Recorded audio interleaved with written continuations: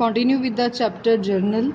In this video we are going to discuss question number 4 and the question is past journal entries. आपको कुछ transactions given है और उसकी आपने journal entries को पास करना है. The very first transaction is of 1 अप्रैल 2020.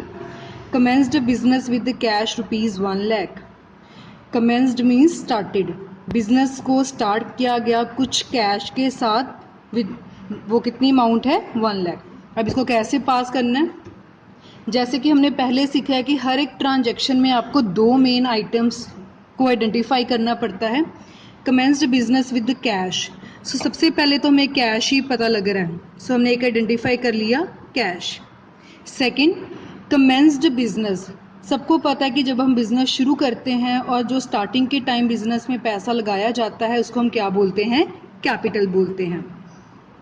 सो हमने दो मेन आइटम्स को टर्म्स को आइडेंटिफाई कर लिया. अब कैश हमारे लिए क्या होता है, एक एसेट, और जितनी भी एसेट्स होती है वो कौन से अकाउंट से बिलोंग करती है, रियल अकाउंट से. और रियल अकाउंट का क्या रूल होता है, debit what comes in, credit what goes out.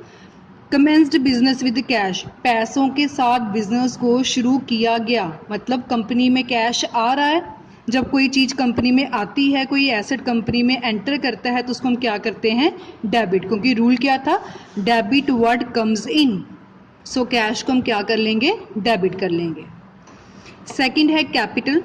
Capital जो है हमारे ऑनर के साथ रिलेटेड है. ऑनर मतलब जो कंपनी का मालिक है. मालिक कोई ना कोई पर्सन हो सकता है, नेचुरल पर्सन या कोई आर्टिफिशियल पर्सन. और इसके ऊपर कौन सा रूल लगता है, पर्सनल अकाउंट का. पर्सनल अकाउंट का क्या रूल होता है, debit the receiver, creditor the giver. अब मालिक ने कंपनी में 1 लाख रुपए लगा के बिजनेस को शुरू किया, सो ही इज अ गिवर है, तो गिवर को हम क्या कर लेते हैं, क्रेडिट कर लेते हैं. सो एक हमने डेबिट के लिए ढूंढ लिया, एक हमने क्रेडिट के लिए ढूंढ लिया. कैश को हम डेबिट कर देंगे, कैपिटल को हम क्रेडिट कर देंगे. सो एंट्री कैसे लिखी जाएगी, 1 अप्रैल 2020 की ट्रांजैक्शन है. Cash account debit to capital account.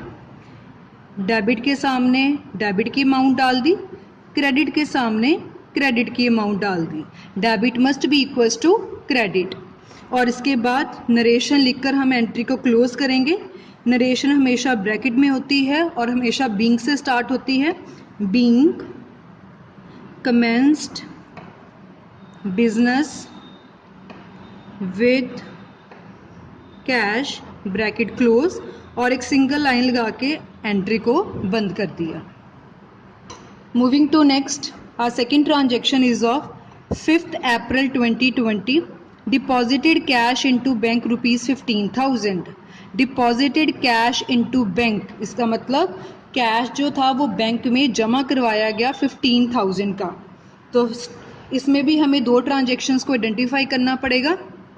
Deposited cash into bank, सो एक हमारे पास हो गया कैश. सेकंड, बैंक में जमा करवाया तो सेकंड टर्म क्या होगी, बैंक. दोनों टर्म्स हमने आइडेंटिफाई कर लिए. कैश हमारे लिए एसेट होता है, एसेट के ऊपर रियल अकाउंट का रूल लगता है. डिपॉजिटेड कैश इनटू बैंक मतलब बिजनेस ने बैंक में पैसे जमा करवाए.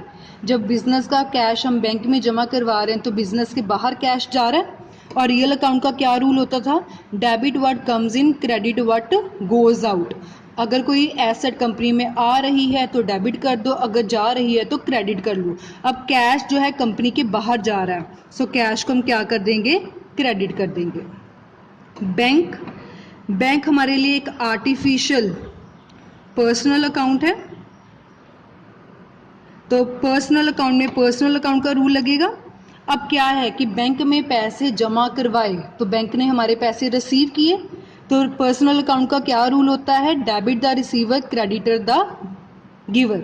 तो बैंक ने रिसीव किए हैं तो बैंक को हम क्या कर देंगे, डेबिट कर देंगे. अब हमने एक डेबिट के लिए ढूंढ लिया, एक हमने क्रेडिट के लिए ढूंढ लिया है, तो इसकी हम जर्नल एंट्री जो है वो पास कर लेंगे. डिपॉजिटेड कैश इनटू बैंक 5 अप्रैल की है, सो लिख दिया 5 April 2020। Deposited cash into bank, तो बैंक रिसीवर है तो बैंक को डेबिट कर दिया। कैश कंपनी के बाहर जा रहा है तो इसको हमने क्रेडिट कर दिया। ब्रैकेट में नरेशन लिख दी, being deposited cash into bank, bracket डालकर इसको बंद कर दिया। अमाउंट इज 15,000, एक बारी डेबिट के सामने लिख दिया 15,000, एक बारी क्रेडिट के सामने लिख दिया 15,000 and debit must be equals to credit. Third transaction is of 6 April 2020। Withdraw cash from bank for office use ₹10,000, कि बैंक से पैसा विड्रॉ किया गया है ऑफिस के काम के लिए 10,000। तो ऑफिस का काम मतलब कंपनी फर्म के लिए ही हम पैसा विड्रॉ करवा रहे हैं, तो हम बिजनेस चला रहे हैं तो उसके लिए पैसा हमने विड्रॉ किया है 10,000 का। तो सेम इसमें भी हम पहले दो मेन ट्रांजेक्शन्स को ढूंढ लेंगे। विड्रॉ कैश फ्रॉम बैंक, तो एक कैश आ गया, सेकंड हमारे पास बैंक आ गया। कैश हमारे लिए एक एसेट है, एसेट के ऊपर रियल अकाउंट का रूल लगता है। अब विड्रॉ कैश फ्रॉम बैंक, हमने बैंक से पैसे विड्रॉ किया तो कैश जो है कंपनी में आ गया, इन हो गया। तो रियल अकाउंट का क्या रूल होता है, debit word comes in, credit word goes out. तो कैश इन हो गया है तो कोई अगर एसेट कंपनी में आ रही है तो उसको हम क्या कर लेते हैं, डेबिट कर लेते हैं। Then it is bank, bank हमारा आर्टिफिशियल पर्सनल अकाउंट होता है, तो इसमें हम पर्सनल अकाउंट का ही रूल फॉलो करेंगे। पर्सनल अकाउंट का रूल होता है debit the receiver, creditor the giver. अब बैंक से पैसे विड्रॉ करवाए हैं तो बैंक ने हमें पैसे दिए, देने वाला है वो, तो गिवर को हम क्या कर देते हैं, क्रेडिट कर देते हैं। सो डेबिट में आ गया कैश, क्रेडिट में आ गया बैंक। तो इसकी जर्नल एंट्री बना लें। 6 अप्रैल की ट्रांजैक्शन है, सो 6 अप्रैल 2020। कैश अब हमने विड्रॉ किया है, कैश आ गया, सो डेबिट में कर देंगे कैश अकाउंट डेबिट। बैंक हमें जो है वो पैसे दे रहा है, गिवर है, तो उसको हमने क्या कर दिया, क्रेडिट कर दिया। और नरेशन लिख दी, being cash withdrew from bank, bracket close कर दी, एक सिंगल लाइन लगा के ट्रांजेक्शन का एंड कर दिया। अमाउंट इज ऑफ 10,000, एक बारी डेबिट के सामने, एक बारी क्रेडिट के सामने। सो क्वेश्चन में 3 ट्रांजेक्शन्स थी, तीनों ट्रांजेक्शन्स जो है हमने लिख ली। अब इसका हम लास्ट में टोटल करते हैं जर्नल का। सो फर्स्ट ट्रांजेक्शन में आपके पास था ₹1 लाख, ₹15,000, ₹10,000। सो 1 लाख प्लस 15,000 प्लस 10,000, तो आपके पास ये टोटल आ गया 1,25,000। क्रेडिट का भी अगर हम देखें 1 lakh plus 15,000 plus 10,000, 1,25,000। Debit must be equals to credit. So आपको हमेशा ट्रांजेक्शन्स जब रीड करनी है तो हर एक ट्रांजेक्शन में 2 मेन आइटम्स को आइडेंटिफाई करना है, फिर डिफरेंट अकाउंट्स के रूल्स लगाकर आपको जर्नल एंट्री पास करनी है। So this was about question number 4।